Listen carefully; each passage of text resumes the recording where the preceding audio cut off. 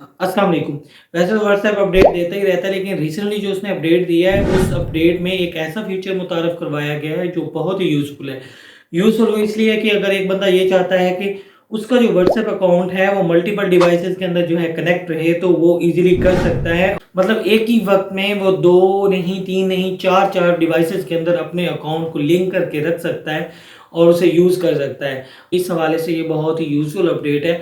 और जहाँ ये यूज़फुल अपडेट है, वहाँ इसका एक नुकसान भी है। नुकसान क्या हो सकता है कि आपका दोस्त या कोई भी रिलेटिव हो सकता है, वो आपसे फ़ोन लेके आपका व्हाट्सएप अकाउंट अपने मोबाइल फ़ोन के अंदर जो है वो लिंक कर सकता है और इस तरह आपकी वो सारी चैट्स जो है वो रीड कर सकता है। तो इस हिसाब से आपने थोड़ा-सा मुहतात रहना है। बहरहाल मैं आपको ये बताता हूँ कि आपने डिवाइसेज़ को लिंक कैसे करना है। एक अकाउंट आप मल्टीपल डिवाइसेज़ में लिंक कैसे करेंगे, ये आपको मैं मोबाइल स्क्रीन पे दिखाता हूँ।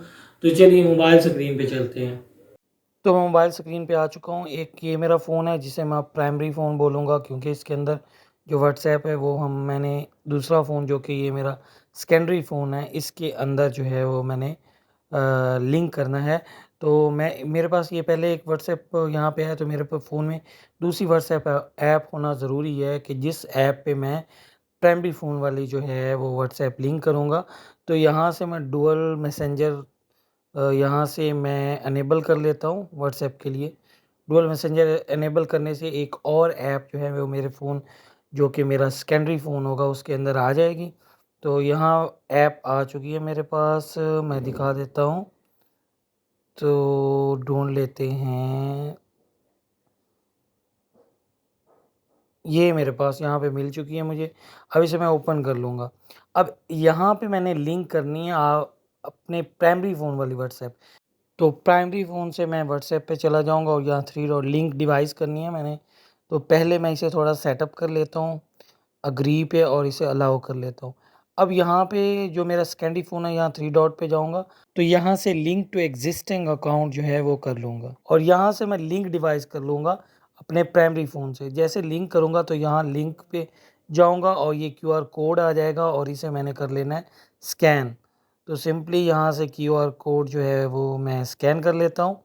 जैसे मैं क्यूआर कोड स्कैन करूँगा, तो जो मेरे प्राइमरी फ़ोन के अंदर जो व्हाट्सएप थी, वो अब मेरे सेकेंडरी फ़ोन के अंदर व्हाट्सएप जो है वो लिंक हो चुकी है।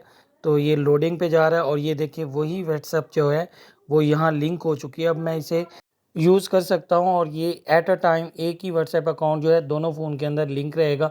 दोनों फ़ोन के अंदर इसे यूज़ किया जा सकता है। व्हाट्सएप कोई भी फ़ीचर देता है तो वो अपने यूज़र्स की ज़रूरत को महसूस करते हुए फ़ीचर जो है वो देता है। लेकिन इस फ़ीचर का आप गलत इस्तेमाल ना करें, ये बहुत यूज़फुल फ़ीचर है। अब मैं आपको ये भी बता देता हूँ कि जो डिवाइस आप लिंक कर चुके हैं, वो आपने कैसे उससे अनलिंक करना है या लॉग आउट करना है।